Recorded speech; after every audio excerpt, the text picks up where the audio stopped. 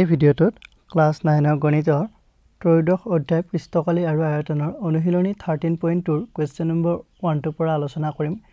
আগৰ ভিডিঅ'কেইটাত বাকিবোৰ দিয়া হৈছে আৰু 13.2 যিখিনি বেছিক আছিল সেইখিনি মই এটা ভিডিঅ'ত কভাৰ কৰিছোঁ। তোমালোকে ভিডিঅ'টো চাই ল'বা কেনেকৈ সুঙাৰ বক্ৰ পৃষ্ঠকালী আৰু মুঠ পৃষ্ঠকালী উলিওৱা হয় সেইটো মই ভিডিঅ'টো দি দিছোঁ, চাই ল'বা। এতিয়া এইটোত আছে যে 14 সেন্টিমিটাৰ উচ্চতাৰ লম্ব বৃত্তাকাৰ সুঙা এটাৰ বক্ৰ পৃষ্ঠৰ কালি 88 সেন্টিমিটাৰ স্কয়াৰ। সুঙাটোৰ ভূমিৰ ব্যাস নিৰ্ণয় কৰা। এটা সুঙা ইমাজিন কৰা, এটো এটা সুঙা, ইয়াৰ তোমাৰ ব্যাস নিৰ্ণয় কৰিব দিছে। এটো সুঙাটোৰ ব্যাস বুজি পাইছা। আৰু ইয়াৰ কালি দিয়া আছে বক্ৰ পৃষ্ঠৰ কালি, ইয়াৰ যেটো সাইডৰ কালি আছে হেতু দিয়া আছে 88 সেন্টিমিটাৰ স্কয়াৰ। 88 বৰ্গ সেন্টিমিটাৰ বুলি দিয়া আছে, বুজি পাইছা। এটা সুঙাটোৰ ব্যাসাৰ্ধ আমি r বুলি ধৰি লম। ধৰা হল let সুঙাটোৰ ব্যাসাৰ্ধ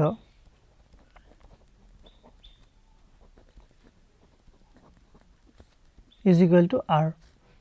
সুঙাটোৰ ব্যাসাৰ্ধ r হল। এতিয়া চোৱা দিয়া আছে, এতিয়া আমি দিয়া থকাখিনি লিখি লম। given সুঙাটোৰ উচ্চতা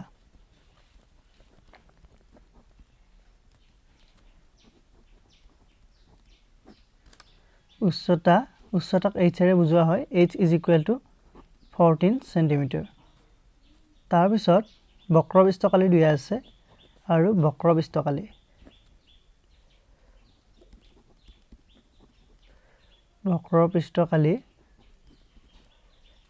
পৃষ্ঠকালিটো দিয়া আছে আমাৰ 88 সেন্টিমিটাৰ স্কয়াৰ, 88 বৰ্গ সেন্টিমিটাৰ। এতিয়া চোৱা বক্ৰ পৃষ্ঠকালিৰ সূত্ৰটো আমি ইয়াত বহুৱাই দিম। implies বক্ৰ পৃষ্ঠকালিৰ সূত্ৰ আছিল 2 পাই rh। so 2 পাই rh is equal to 88 centimetre square. implies এটা পাইৰ মান যদি অন্য ধৰণে দিয়া নাথাকে তেতিয়াহলে আমাক 22/7 ল'ব দিছে, বুজি পাইছা। so 2 into পাই মানে হৈছে 22/7, r মানে তোমাৰ r টো আমি নাজানো, r টো উলিয়াম। so r টো r এ পাতিম, তাৰ পিছত h আছে, h টো হৈছে তোমাৰ 14 centimetre is equal to 88 centimetre square. বুজি পাই আছা। এতিয়া চোৱা 2 into 22 এই দুটা পূৰণ কৰি দিয়া 44 হ'ব।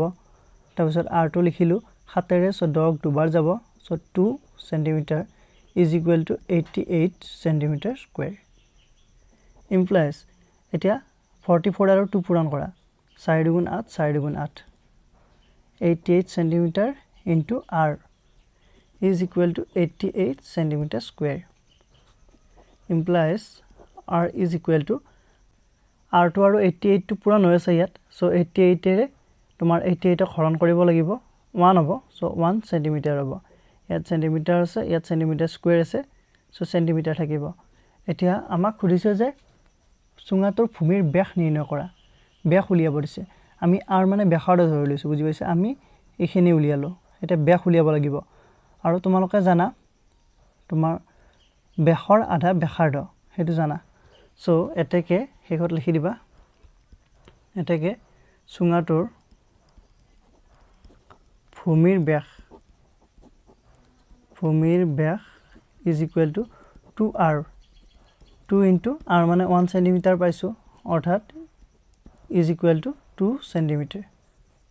এইখিনি উলিয়াব দিছিলে। তোমালোকে মনত ৰাখিবা ব্যাসৰ আধাটো ব্যাসাৰ্ধ। so আশা কৰো এইটো বুজি পালা। এতিয়া আমি কুৱেশ্যন নম্বৰ 2 টো চাম। কুৱেশ্যন নম্বৰ 2 টো আছে এখন ধাতুপাতৰ পৰা 1 মিটাৰ উচ্চতাৰ আৰু ভূমিৰ ব্যাস 140 সেন্টিমিটাৰ হোৱাকৈ এটা বন্ধ সুঙাকৃতিৰ টেংকি তৈয়াৰ কৰিব লাগে। ইয়াৰ বাবে কিমান বৰ্গমিটাৰ ধাতুপাত লাগিব। এতিয়া সুঙা এটা কল্পনা কৰা, সুঙাটোৰ তোমাৰ উচ্চতা দিয়া আছে 1 মিটাৰ, উচ্চতা মিটাৰত দিছে। আৰু মনত ৰাখিবা এইটো যেটো ব্যাস দিয়া আছে ভূমি ব্যাস, এই ব্যাসটো দিয়া আছে 140 সেন্টিমিটাৰ, 1 মিটাৰ আৰু এইটো 140 সেন্টিমিটাৰ, বুজি পাইছা। ইয়াত চোৱা, ইয়াত তোমাৰ এইটো মিটাৰত আছে 1 মিটাৰ আৰু এইটো 140 সেন্টিমিটাৰ আছে। এই সেন্টিমিটাৰটোক আমি মিটাৰলৈ কনভাৰ্ট কৰিম, কাৰণ আমাক শেষত খুদিছে ইয়াৰ বাবে কিমান বৰ্গমিটাৰ ধাতুপাত লাগিব, বুজি পাইছা।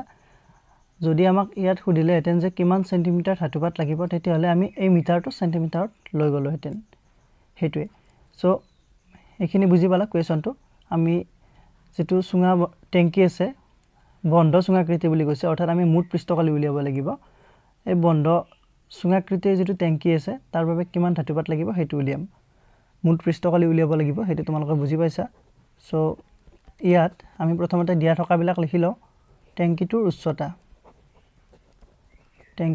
উচ্চতা height h is equal to 1 meter আৰু ভূমি ব্যাস is equal to 140 centimeter এতেকে ব্যাস 140 centimeter হলে ব্যাসাৰ্ধ হ'ব তোমাৰ ব্যাসাৰ্ধ r is equal to 2 ৰে হৰণ কৰিব লাগিব 140/2 so is equal to 70 centimeter এতিয়া এইটো আমি 70 centimeter পালো সেন্টিমিটাৰক মিটাৰলৈ কনভাৰ্ট কৰিম 100 ৰে হৰণ কৰিব লাগিব so 70/100 7/10 অৰ্থাৎ 0.7 মিটাৰ হ'ব বুজি পাইছা so আমি ব্যাসাৰ্ধ পাই গলো 0.7 মিটাৰ হাইটটো পালো এটা টেংকিটো মুঠ পৃষ্ঠকালি উলিয়াম so এতেকে টেংকিটোৰ মুঠ পৃষ্ঠকালি total surface area is equal to বক্ৰপৃষ্ঠকালি আছিল 2 pi r h plus এই যেটো বৃত্ত আছে হেতুৰ কালি হেতু হ'ব তোমাৰ 2 pi r square is equal to ইয়াত 2 pi r কমন আহিব so h plus r so 2 into pi মানে হৈছে 22/7 তাৰ পিছত তোমাৰ r মানে হৈছে ইয়াত 0.7 মিটাৰটো নিদি বাৰু হেকত দি দিম মিটাৰ স্কয়াৰ হৈ যাব হেকত তাৰ পিছত h মানে হৈছে 1 হাইটটো দিয়া আছে 1 মিটাৰ বুলি প্লাস আকৌ r আছে r টো হৈছে 0.7 is equal to 2 into 22 44 হ'ব তাৰ পিছত 7 ৰে 0.7 ক হৰণ কৰিব লাগিলে 0.1 বাঢ়িব লাগিব 0.1 আৰু 7 পূৰণ কৰি দিলে 0.7 হৈ যাব তাৰ পিছত এটো হ'ব 1.7 এটো যোগ কৰি দিছো ইয়াত দশমিকৰ পিছত শূন্য আছে সো 0 আৰু 7 ৰে 7 তাৰ পিছত 1 এতিয়া 44 into এই দুটা পূৰণ কৰিলে 17 হ'ব সো 17 ৰ লগত 1 পূৰণ কৰিলে 17 ইয়াত দশমিক এটা ঘৰ আগত আছে ইয়াত এটা ঘৰ আগত আছে সো দুটা ঘৰ আগত হৈ যাব এতিয়া আকৌ এই দুটা পূৰণ কৰা 17 আৰু 4 পূৰণ কৰিলে 68 হ'ব 68 ৰ 8 হাতে গল 6 17 আৰু 4 আকৌ সো 68 সো 68 এ 70 74 দশমিক দুটাৰ আগত হ'ব 7.48 মিটাৰ স্কয়াৰ বুজি পাইছা নিশ্চয় আজি ভিডিওটো দেখিনে যদি ভিডিওটো ভাল লাগিছে like comment share and subscribe কৰি লবা থ্যাংক ইউ